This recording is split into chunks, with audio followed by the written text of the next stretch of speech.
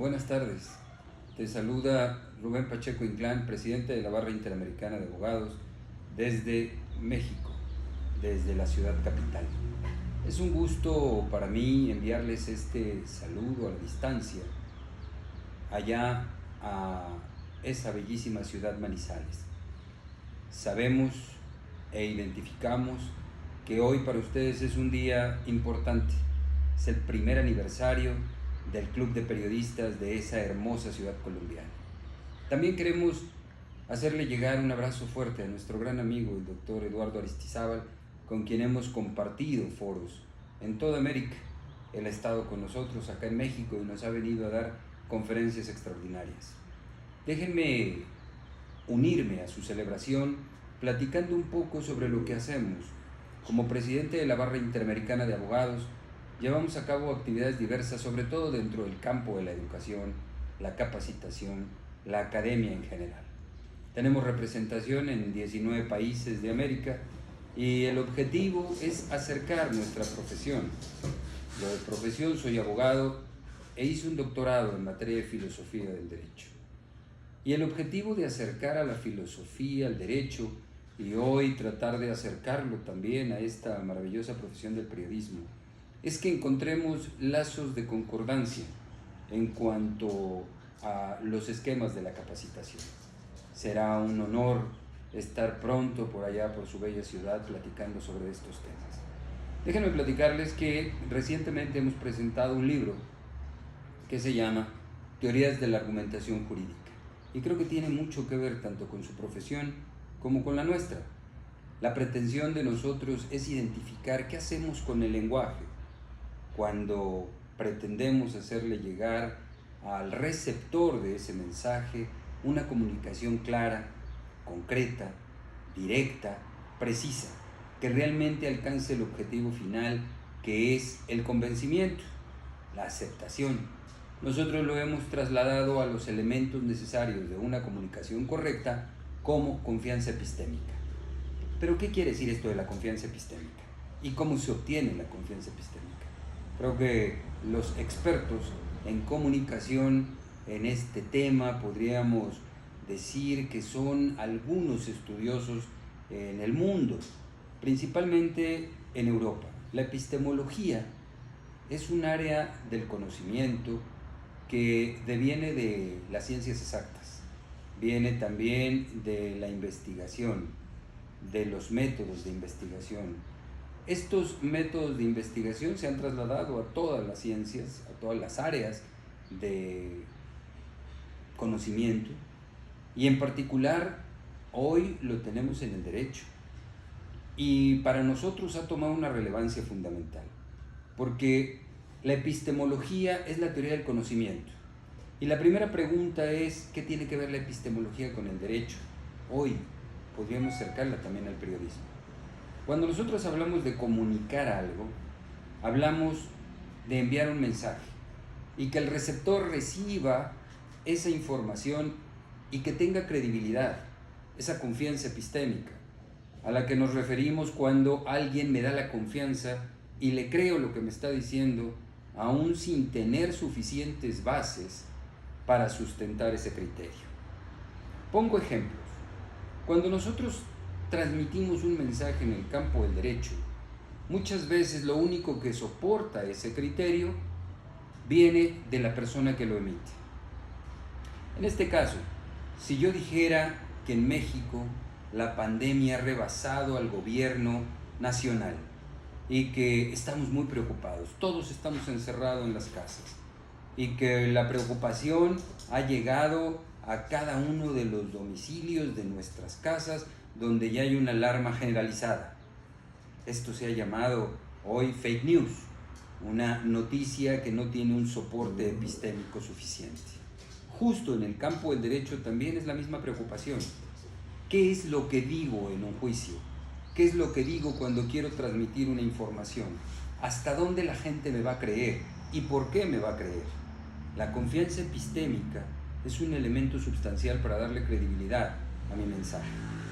Un periodista que ha tenido ya algunas noticias de relevancia y que ha dado muestras de solidez en su mensaje y que nos hace entender perfectamente que ese mensaje tiene bases de credibilidad, la entendemos entonces como confianza epistémica. El problema es cuando ustedes como periodistas, nosotros como abogados, nos dedicamos a transmitir información que no tiene un sustento suficiente. Y este sustento necesario se llama respaldo epistemológico o respaldo epistémico. Quiero poner ejemplos. Uno de los elementos más importantes de esta confianza epistémica es los datos que yo proporciono. Hay un elemento fundamental que llamamos criterio de poder o criterio de respaldo, que es al citar a una persona que ya es reconocida dentro de su campo de acción y con ello sustento un criterio para poder solidificar mi información. En el campo del derecho recurrimos mucho a los grandes juristas ya reconocidos y sobre todo a los grandes juristas que ya tienen un renombre en alguno de los campos de acción del derecho. Voy a poner un ejemplo que tendría que ver con ciencia. Si yo dijera que el día de hoy se va a modificar el horario de verano porque Stephen Hawking, uno de los grandes físicos de todos los tiempos, ha manifestado que el calendario gregoriano tenía un error al sumar un segundo de más en cada uno de los días a partir del siglo XVI. Seguramente habrá personas que me crean, porque Stephen Hawking es un científico ya reconocido y quien ha dado datos y muestras de conocimientos profundos en algún tema en particular. Pero ¿cuánta de esa información es cierta? Por supuesto, puedo aclarar en este momento que eso no es cierto. Yo solamente tomé el nombre de Stephen Hawking para darle sustento a un criterio. Eso es lo que nosotros tenemos que desestimar, el antecedente epistémico. Cuando nosotros tomamos algún dato, tenemos que darle su soporte y su sustento y criterio para poderlo presentar ante una autoridad. Nosotros, dentro del campo del derecho, para presentárselo a un juez, necesito tener datos precisos, porque seguramente el juez podría poner en duda el criterio que yo planteo. En el caso de ustedes, la comunidad que los lee, que los escucha o que los ve, podría empezar a poner en duda la información que ustedes plantean si no tienen una base epistémica suficiente. Desafortunadamente, el criterio generalizado en materia de periodismo es que muchos de los datos no tienen suficiente soporte. En México hemos caído en un problema muy serio porque existe poca credibilidad de algunos medios de comunicación que se han ganado a pulso porque les ha faltado este sustento epistémico del que nos referimos.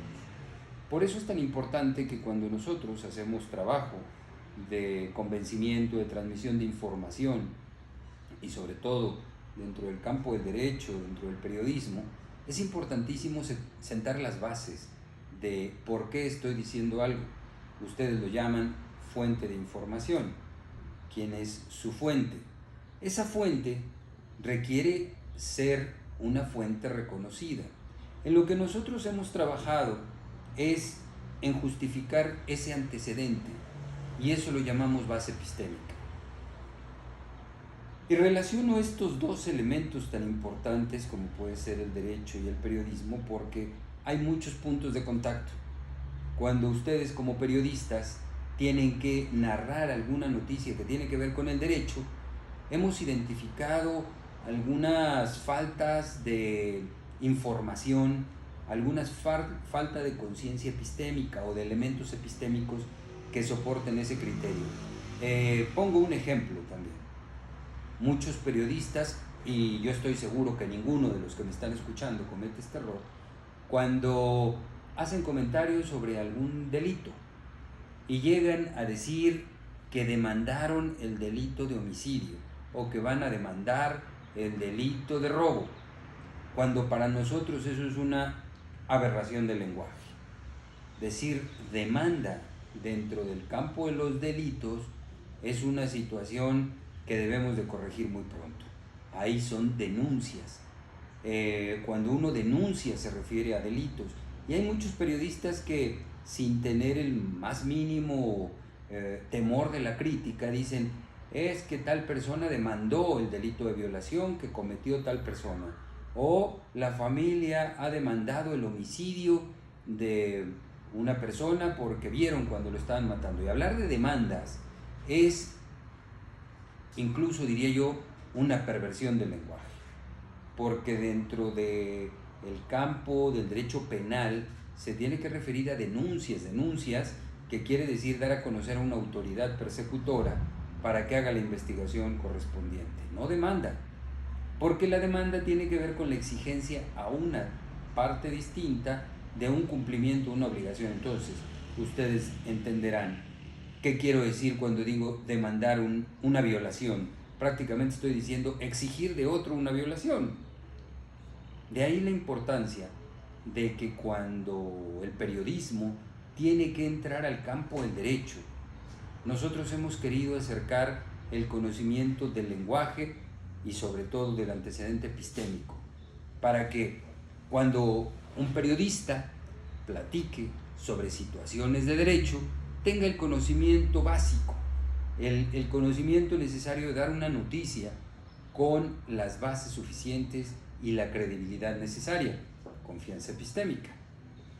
Cuando nosotros hemos tratado de acercarnos al periodismo, que lo hemos logrado y hemos alcanzado un buen número de personas a quienes les damos algún tipo de plática o conferencia sobre ciertos conceptos del derecho, lo hemos hecho con esta intención, con que la confianza epistémica sea ganada a través de la información que se presenta y sobre todo en esta unión de derecho y periodismo.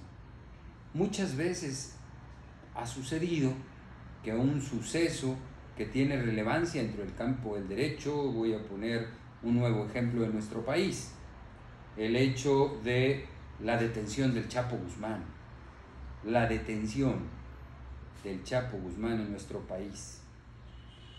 Cuando fue detenido en nuestro país, inmediatamente, unas horas después, un día después, los periodistas comenzaron a decir que había demandas constantes contra el Chapo Guzmán por el delito de narcotráfico. Eso no es posible, suena mal, no es algo que deba de ser utilizado. Entonces decimos, México tiene diversas denuncias de carácter penal contra el Chapo Guzmán.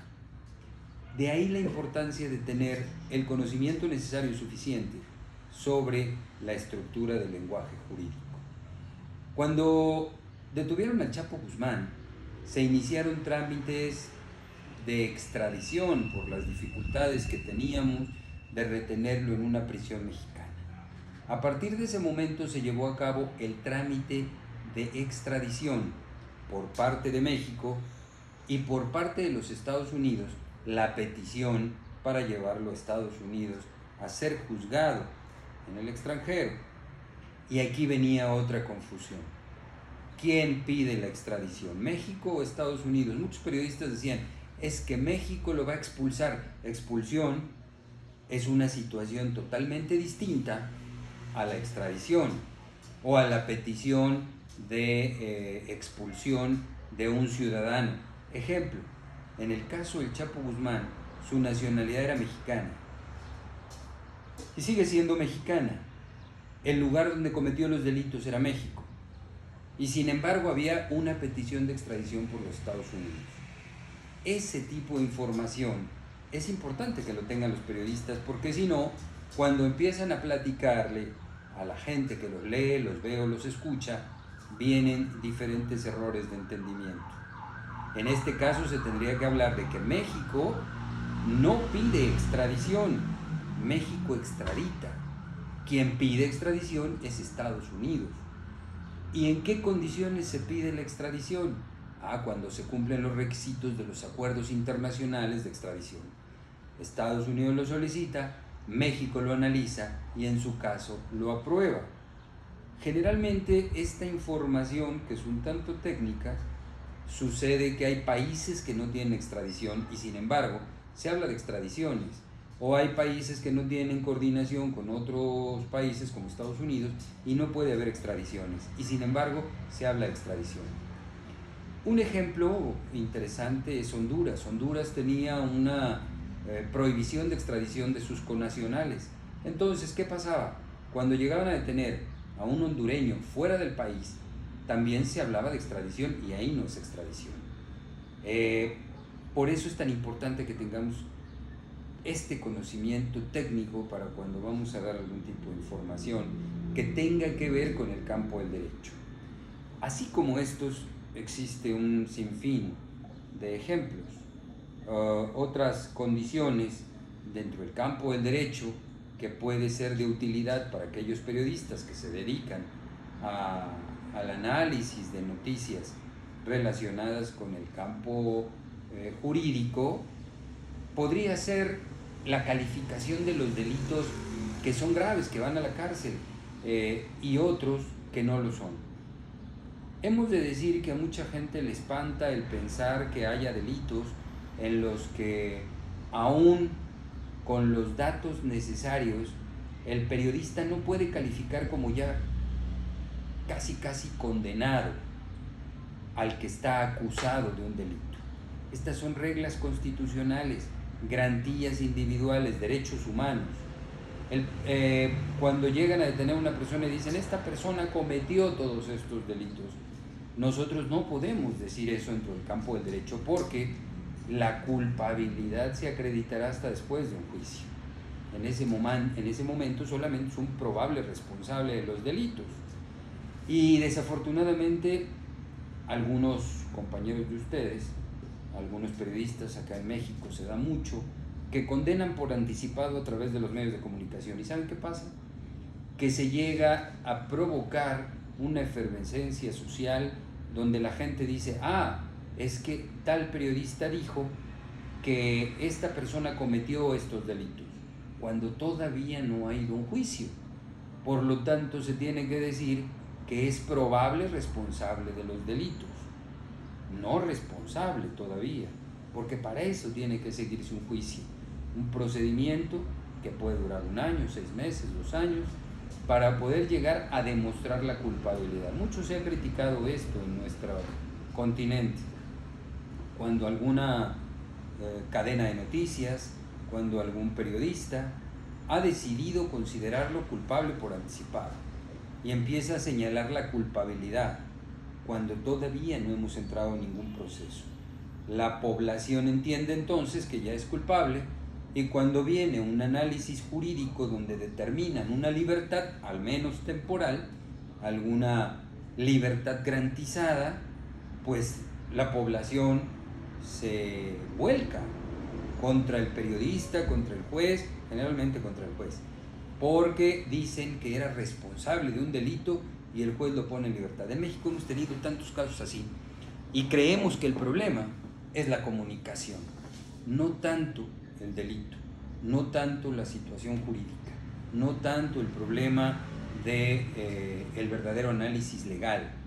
El problema ha sido de comunicación, que sin tener el suficiente conocimiento sobre el contenido del lenguaje, algunos periodistas han dicho por anticipado acerca de una culpabilidad.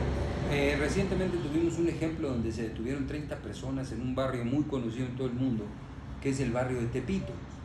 Se detuvieron 30 personas dentro de un domicilio. Los ponen a disposición del juez y los periodistas decían, se les detuvo flagrante, se les detuvo con mercancías, se les detuvo con drogas, se les detuvo. Son responsables del delito de portación de droga, de comercio de drogas. Al siguiente día, el juez puso en libertad a 11 personas, porque no había elementos para considerar que hubiesen participado en un acto ilícito. Después de 1 semana, los 30 imputados estaban en libertad, porque desafortunadamente lo que se decía en los medios de comunicación y lo que se vio en juicio era totalmente contradictorio. De ahí la preocupación de nosotros como abogados de esta confianza epistémica de la que hablaba inicialmente. Sabemos perfectamente que a veces la nota es lo que vende y hay que darle algún tinte colorido, hay que darle punch, pero la preocupación es hasta dónde afectamos la acción jurídica y hasta dónde afectamos la credibilidad del periodista. De ahí la importancia de acercar el conocimiento del lenguaje, hoy que estamos celebrando el Día de la Comunicación, el Día Internacional del Idioma, que queremos hacerles llegar esta propuesta. Acerquemos el extraordinario conocimiento que ustedes tienen con los elementos técnicos de un análisis jurídico, para que el día que tengamos que presentar una información que tenga que ver con el derecho, al menos tenga los suficientes elementos para alcanzar esa confianza epistémica, que la gente nos crea, que a la gente le informemos correctamente y sobre todo que le demos una información clara que no permita que la credibilidad se pierda. Por supuesto, estaremos felices de verlos pronto, estaremos muy pronto, deseo, allá en su bellísimo país, y con mucho gusto trabajaremos estos temas. Haré llegar mi libro sobre la teoría del lenguaje, teoría de la argumentación y la teoría del lenguaje jurídico, para que esté con ustedes a través del doctor Eduardo Aristizábal, a quien le reiteramos nuestra amistad, nuestro cariño, nuestro respeto. Esperamos verlos muy pronto allá en su hermoso país.